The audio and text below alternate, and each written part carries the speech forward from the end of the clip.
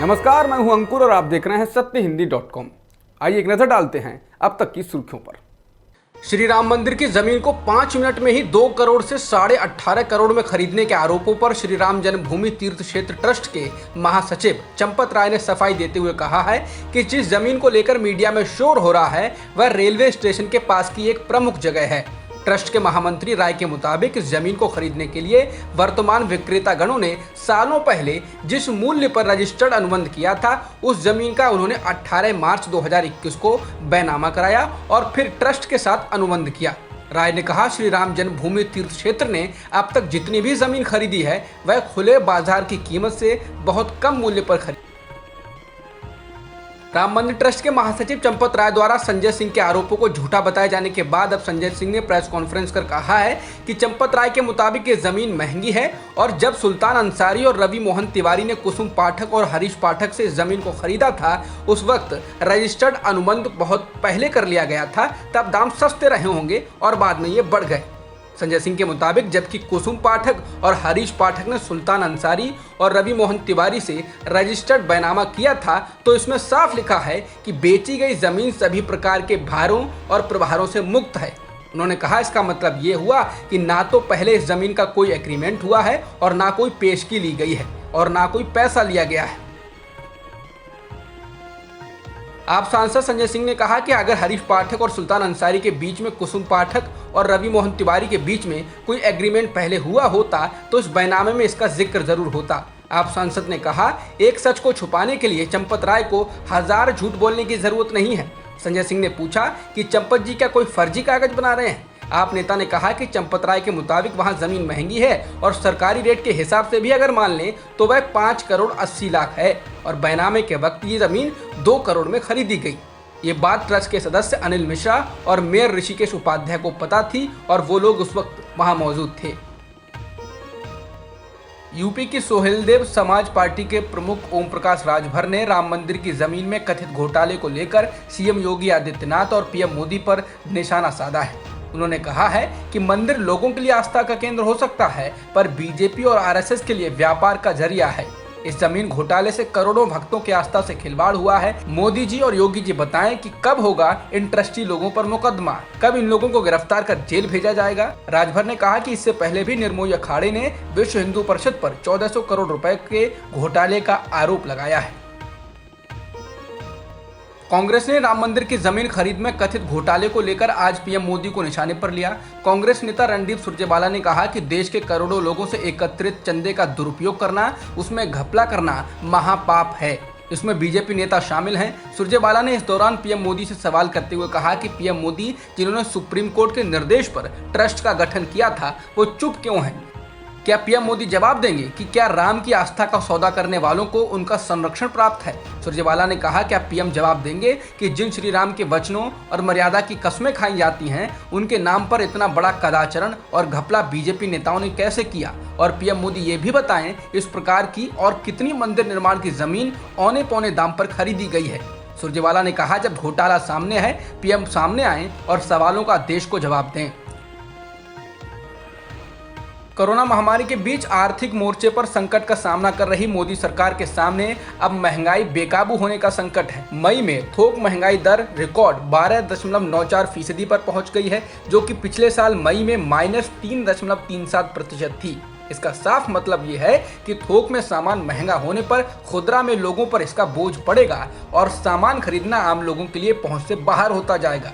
थोक महंगाई बढ़ने का कारण मुख्य तौर पर कच्चे तेल और निर्मित सामानों के दाम में बढ़ोतरी है। ये लगातार 5वां महीना है जब महंगाई लगातार बढ़ती गई है।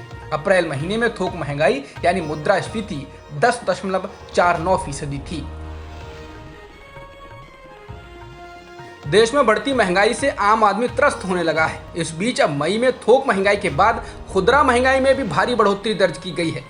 खुदरा महंगाई दर मई में बढ़कर 6.3% हो गई है, जो कि अप्रैल में 4.23% थी। यानी अप्रैल की तुलना में मई में खाने पीने की चीजें महंगी हुई हैं। बता दें, मई में महंगाई दर का आंकड़ा रिजर्व बैंक के दायरे से बाहर निकल गया है। आरबीआई ने दायरा 2 से 6% तक तय किया था। इससे पहले लगातार 5 महीने तक खुदरा महंगाई दर 6% से नीचे रही थी।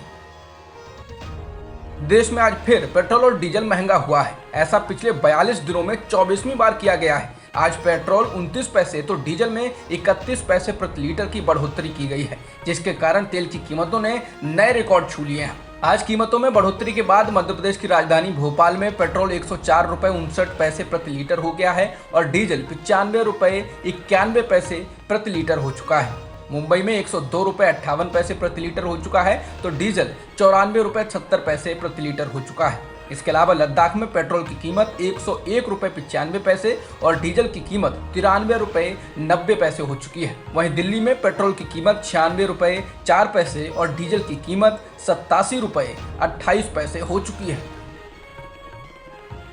महाराष्ट्र में सियासी हलचल काफी तेज हो गई है। उद्धव ठाकरे के पीएम मोदी से मिलने के बाद से लगातार कुछ न कुछ हो रहा है।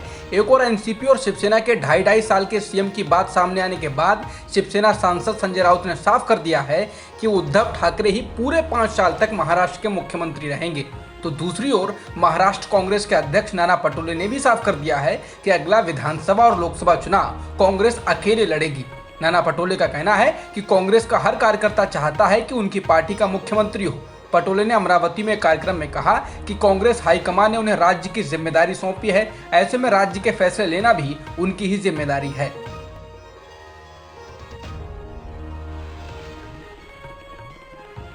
लोक जनशक्ति पार्टी यानी एलजेपी में टूट हो गई है। पार्टी के 6 में से 5 सांसदों ने बगावत कर दी है।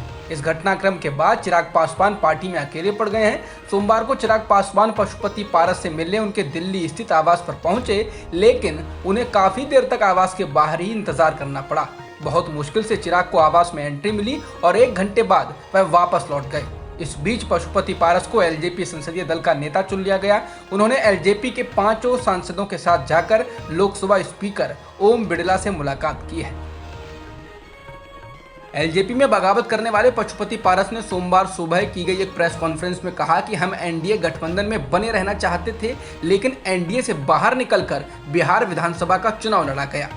उन्होंने कहा कि चिराग चाहे तो पार्टी में बने रह सकते हैं।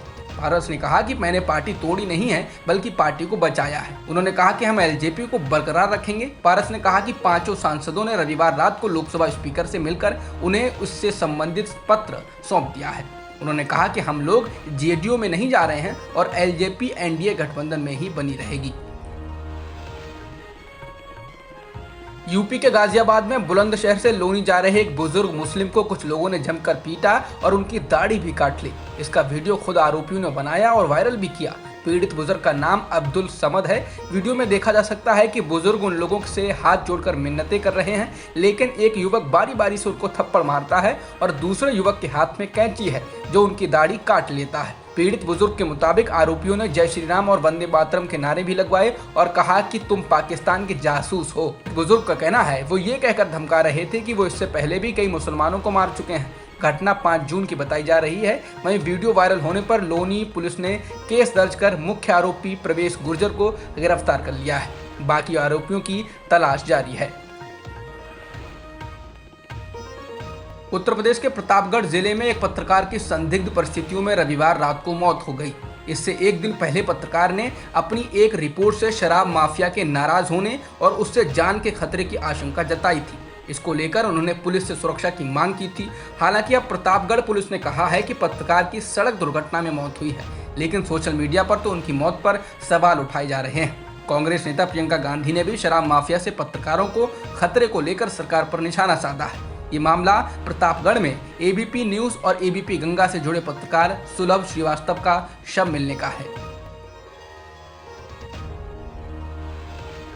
पत्रकार सुलभ श्रीवास्तव की मौत पर हंगामे के बाद अब यूपी पुलिस ने उनकी पत्नी की तहरीर पर अज्ञात लोगों के खिलाफ हत्या की धाराओं में एफआईआर दर्ज कर ली है।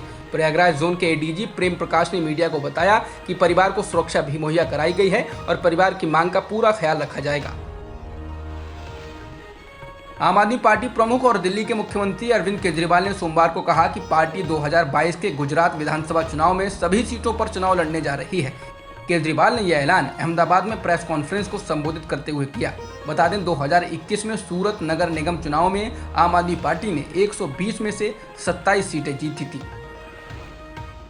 अपनी फिल्म नानू अवनाल्ला अबालू में बेहतरीन अभिनय के दम पर राष्ट्रीय पुरस्कार जीतने वाले कन्नड़ फिल्मों के मशहूर अभिनेता संचारी विजय का सोमवार को निधन हो गया।